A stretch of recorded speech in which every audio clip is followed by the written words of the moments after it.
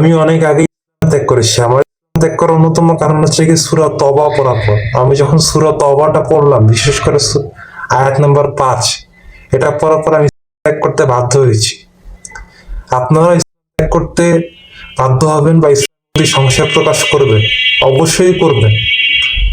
যদি আপনারা যুক্তিতে চিন্তা ভাবনা করেন, যদি আপনারা যুক্তি দিয়ে সূরা তওবাটাকে পড়েন, তাহলে আপনারা করবেন। শুধুমাত্র একটা সূরা পড়লেই যথেষ্ট। আমি জানি আপনাদের অনেক বেশি ব্যস্ত মানুষ, আপনারা এত বেশি পরিমাণ এত সূরা পড়তে পারবেন না, 114টা সূরা আপনারা পড়তে পারবেন না, কিন্তু অ্যাটলিস্ট দয়া করে সূরা তওবাটা একবার পড়ুন ও যুক্তি দিয়ে বিশ্লেষণ করুন, তাহলে আপনারা ত্যাগ করবেন। কমপক্ষে আপনারা সংশয় প্রকাশ করবেন। কোন সৃষ্টিকর্তা কোনোভাবে হত্যা নির্দেশ দিতে পারে না, এটা হতেই পারে না। তাই ভালো থাকবেন। ধন্যবাদ ভাই, আপনার জন্য শুভকামনা। অনেক অল্প বয়স আপনার, এই অল্প বয়সে বুঝতে পেরেছেন ধর্মের অসারতা। তো এটা অনেক বড় একটা প্রাপ্তি। আগেও একজন এরকম করেছেন, আমি বলেছিলাম সেখানে একই কথা। আপনিও খুবই ছোট দেখা যাচ্ছে, আমি তো দেখতে পাচ্ছি, আপনাদেরকে তো ঘোলা করে দেখাচ্ছি নিরাপত্তার জন্য। তো এই ভাই বলেছেন সূরা বারাত অর্থাৎ তাওবা, সূরা তাওবা এটা কোরআনের একটা গুরুত্বপূর্ণ সূরা। এই সূরাটা যথেষ্ট বোঝার জন্য, ইসলাম কেমন, ইসলামের সহিংসতা, বর্বরতা, ইসলামের অসারতা বোঝার জন্য যথেষ্ট এই সূরাটা। আসলেই এটি নিয়ে মুজাহিদ যারা, পুরো পৃথিবীতে টেরোরিজম যত নেটওয়ার্ক আছে, তাদের কাছে এই সূরাটা খুবই প্রিয়।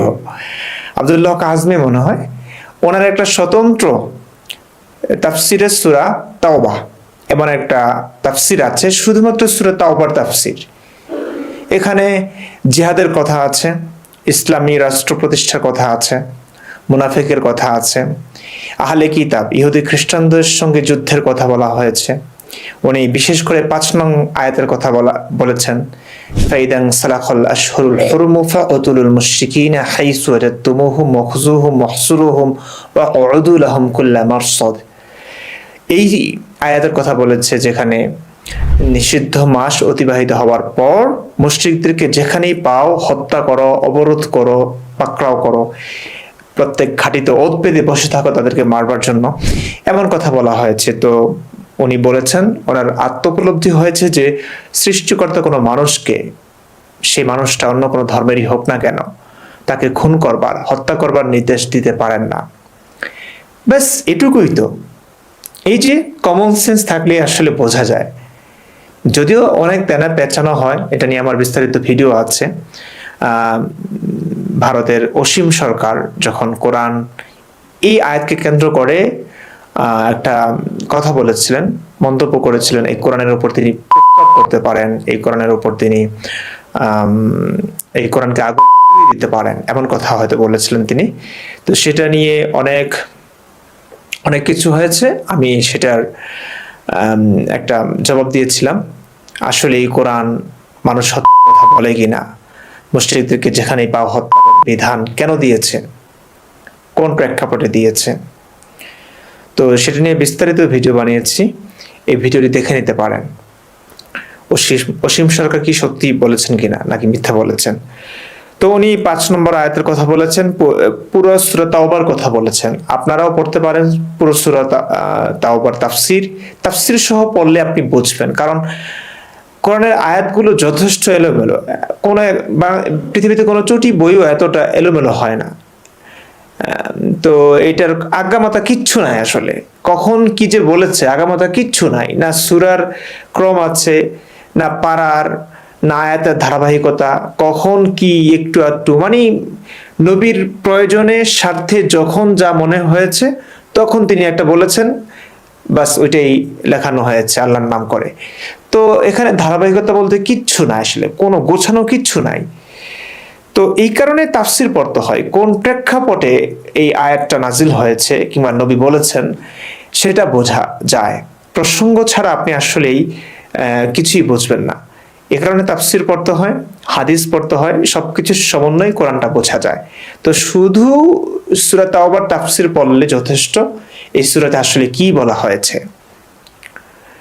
তো এই ভাই এই সূরা তাওবার তাফসির করতে বলেছেন আপনাদেরকে। আসলে 114টা সূরা অনেকের পক্ষে পড়া সম্ভব হয় না। আলেমদের কাছ থেকে ভালো ভালো কথাগুলো শুনে ইসলামকে ভালো মনে করেন, আর ওদিক দিয়ে এই ইসলামের শান্তিপ্রিয় মুসলিমরা ওদিক দিয়ে মানুষ মারে। তো এই যে মানুষ মারছে যে ইসলাম, যে মুসলিমরা, তো আপনি হয়তো সেগুলো শুনে আবার কষ্ট পান। অনেক মুসলিম আছেন যে কোরআন কি মানুষ মারার কথা বলে, ইসলামে কি এমন কথা আছে, ইসলাম তো শান্তির ধর্ম, এমন মুসলিম আছেন।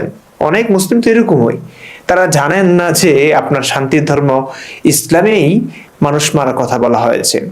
এই যে টেররিস্ট বলে আপনি যাদেরকে কটাক্ষ করছেন, ঘৃণা করছেন, সেই টেররিজম কোরআনেই আছে। কোরআন থেকেই এই বিধানগুলো তারা পেয়েছে, কোরআন থেকেই অনুপ্রাণিত হয়ে আল্লাহর সন্তুষ্টির জন্য, নবীর সুন্নত বাস্তবায়ন করবার জন্য তারা এই কাজগুলো করছে। এবং আপনি এতটা অজ্ঞ মূর্খ যে আপনি এই কাজগুলো দেখে আপনার তাদেরকে ঘৃণা করছেন, সেই মানুষদেরকে ঘৃণা করছেন। আপনার ঘৃণা করা উচিত ইসলামকে, যে ইসলাম থেকে শিখে তারা এই কাজগুলো করছে, টেরোরিজম করছে। কথা কি বুঝতে পারছেন?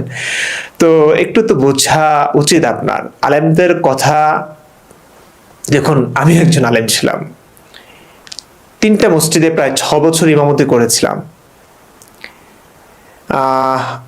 ইফতার পরপরই আমার সংশয় দেখা দিয়েছে 2020-এর পরে, যখন আমি নাস্তিকতা বিরুদ্ধে একটা বই লিখতে চেয়েছিলাম। তারপরে কিন্তু আমি ইমামতি করেছি, তখন আমি সংশয়বাদী, ইসলাম নিয়ে যথেষ্ট সংশয় আছে, কোনোভাবেই অনেক হাজার হাজার প্রশ্নের উত্তর মেলেনি আমার। তো আমি সংশয় নিয়ে, আমি অবিশ্বাস নিয়ে কিন্তু ইমামতি করেছিলাম। কি করব আর, আমি বিদেশ যাচ্ছি না, পরিবার নিতে চেয়েছিল, আমি যাইনি। তো আমি ভাবলাম যে দেশে যখন থাকবো, বাড়িতে বসে যদি সারাক্ষণ পড়তে থাকি, এত বছর পড়াশোনা করিয়েছে, আমার উপর যে কি পরিমাণ টাকা ঢেলেছে আমার বাবা মা, এটা আসলে ঢাকা, ছোটবেলা থেকে ঢাকা পড়ি, তো কি পরিমাণ খরচ হয় এটা আসলে আপনাদেরকে বলে বোঝানো যাবে না। আমার 6 ভাই বোন সবাই কিন্তু মাস্টার্স কমপ্লিট করা প্রায়। তো এদের পিছনে যত টাকা খরচা হয়েছে, আমার মায়ের কথা ভাষ্য অনুযায়ী আমার পিছনে তার চাইতে বেশি হয়েছে। এটা হচ্ছে মায়ের কথা আর কি, আমার আসলেই বাস্তবতা এটা। তো এখন আমি কি করব? ঘরে বসে বসে খাবো আর গবেষণা করব, এটা হতে দিবে না। আম্মু কাজ করবে, এটা বিরক্তিকর। আমাকে তো কিছু একটা করতে হবে। কি করব? অন্য কোনো ব্যবসা বাণিজ্য ইয়ে করলে আমি পড়তে পারবো না। ইমামতি একটা বেস্ট অপশন ছিল। ইমামতিতে 5 ওয়াক্ত নামাজ তো পড়াতে হয়, রমজানে তারাবি পড়াতে হয়, সপ্তাহে একটা জুমা পড়াতে হয়। এছাড়া কিন্তু বাকি সময় ফাঁকা, শিক্ষকতা না করলে। তো আমি এই সময়টাতে আমি পড়াশোনা করতে পারতাম, অনেক অনেক গবেষণা, ভিন্ন ধর্মাবলম্বীদের গ্রন্থ পড়া, আস্তিক নাস্তিক সকলের পড়া, বই পড়া, সব ধরনের বই পড়া, এগুলো পড়ে একটা কম্পেয়ার করা যায়। তো আমি সেই জিনিসটা করেছি আমি। তো করতে করতে যখন দেখলাম যে না, কোনোভাবেই মানে ইসলামকে বাঁচিয়ে রাখা যাচ্ছে না, কোনোভাবেই না, তো আমি সেই অবিশ্বাস নিয়ে কিন্তু ইমামতি করেছি। এমন তীব্র অবিশ্বাস নিয়েও কিন্তু আমি মানুষকে ইসলামের কথাগুলো শুনিয়েছি। যখন জুমা পড়াতে যাব, তখন আমি বয়ানগুলোতে একটু দেখতে হবে, হাজার হাজার মানুষের কাছে বলবো, একটা আলোচনা করব। আমাকে তো আমার মুসল্লিদের মনতুষ্টির দিকে লক্ষ্য করেই কথা বলতে হবে। তারা ইসলাম বিশ্বাস করেন, আমি একজন ইমাম, আমার কাছ থেকে তারা এমন কিছু শুনতে চাইবেন। তা আমি ওরকম প্রস্তুতি নিয়ে যেতাম। এমন বিপাকে পড়তাম, খুব খারাপ লাগতো যে আমাকে হয়তো নামাজের ফজিলতের কথা বলতে হচ্ছে, কিন্তু আমি জানি আগে পরে কি আছে, আমি জানি ব্যাপারটা আসলে কি। ধরুন মেয়েরাজের গল্প করতে হয়েছে, আমাকে বলতে হবে এখন, কিন্তু আমি তো সবকিছু বলতে পারছি না। মেরাজের রাত্রিতে আসলে নবীজি সারা রাত ছিলেন উম্মে হানির ঘরে, যে উম্মে হানি তার জন্য নন মাহরাম ছিলেন, তার সঙ্গে দেখা দেওয়া জায়েজ ছিল না। কিংবা চাচাতো বোন যাকে বিয়ে করতে চেয়েছিলেন, প্রেমিকা ছিলেন, ভালোবাসা মানুষ ছিলেন, সেই ভালোবাসার মানুষের সঙ্গে রাত্রি যাপন করেছেন, সেই রাত্রিতেই তিনি মেরাজে গিয়েছেন, এমন গল্প বলেছেন মানুষকে। তো এই কথাগুলো বললে তো মানুষের চোখ বড় হয়ে যাবে, তো আমাকে সেগুলো লুকাতে হচ্ছে, আমাকে বলতে হচ্ছে শুধুমাত্র ওই আকাশে উঠেছেন নবীজি, নানান ধরনের আকাশে এক এক আকাশে উঠে তিনি এক এক নবীর সঙ্গে সাক্ষাৎ করেছেন, 5 ওয়াক্ত নামাজ দিয়েছেন আল্লাহ পাক। এই কাল্পনিক কথাগুলোই বলতে হয়েছে, কিন্তু প্র্যাকটিক্যাল মানে বাস্তব যে ব্যাপারগুলো আসলে কি ঘটেছে হাদিসে যেগুলো পাওয়া যায়, সেই বিবরণগুলো কিন্তু আমি মানুষকে শোনাতে পারছিলাম না। কথা কি বুঝতে পারছেন? তো আমি একজন যখন ইমাম ছিলাম, যখন হাফেজ মাওলানা মুফতি ছিলাম, মসজিদের ইমাম খতিব ছিলাম, তখন কিন্তু যার সত্য তা বলতে পারেনি। আলেমরাও ঠিক তা বলতে পারবেন না কখনোই। আজহারি আহমদুল্লাহ কখনোই, যারা এক মাহফিল থেকে লাখ লাখ টাকা পাচ্ছে এবং এত এত জনপ্রিয়তা যে ধর্মের জন্য, সেই ধর্মের মূল কথাগুলো তারা কখনোই বলতে পারবেন না। বললে তো আপনারাই মেরে ফেলবেন, সাধারণ মানুষই তাকে মেরে ফেলবে। এই কারণে তারা বলতে পারবে না। এই কারণে আলেমদের কথায় বিশ্বাস না করে একটু কোরআন হাদিস নিজে নিজে পড়ুন, আলেমদের কথাগুলো একটু যাচাই বাছাই করুন, কিংবা আলেমদের কাছে বলে দিন হুজুর যা বলেছেন তার রেফারেন্স দিন। কিংবা আমাদের নাস্তিক অ্যাক্টিভিস্ট যারা আছে, যারা ইসলামের সমালোচনা করছে, নাস্তিক হোক আর সংশয়বাদী হোক কিংবা ধর্মহীন হোক, মোরতাদ হোক,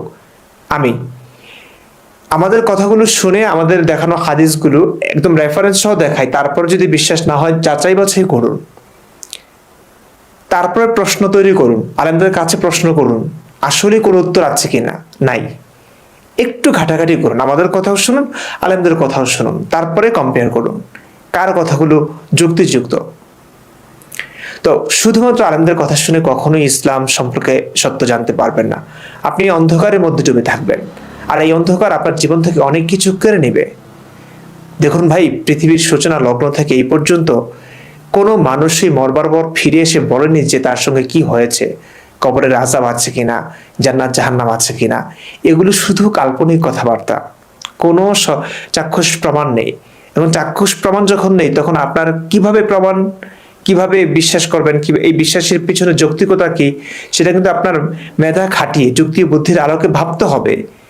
ধর্ম থেকে যা শুনেছেন, এই ধর্মের স্ববিরোধিতা আছে কিনা, অসঙ্গতি আছে কিনা, সেগুলো দেখবেন। যদি এরকম থেকে থাকে, তাহলে সেই ধর্মের আজগুবি গল্পগুলোকে বিশ্বাস করবার কোনো মানে হয় না, কাল্পনিক কথাগুলোকে বিশ্বাস করবার কোনো মানে হয় না, সেই কথাগুলোকে বিশ্বাস করে আপনার জীবনকে বন্দী করবার কোনো মানে হয় না। বুঝতে পেরেছেন? এ কারণে একটু বুঝুন, শুনুন, সব ধর্মের লোকদের কথা শুনুন, সব ধরনের মানুষের কথা শুনুন, আস্তিক নাস্তিক উভয়ের কথা শুনুন, আলেমদের কথা শুনুন, এবং নাস্তিক যাদের প্রতি আপনার ঘৃণা আছে, তৈরি করা হয়েছে ঘৃণা, তাদের কথাও শুনুন। ভালো থাকুন, সুস্থ থাকুন, ধন্যবাদ।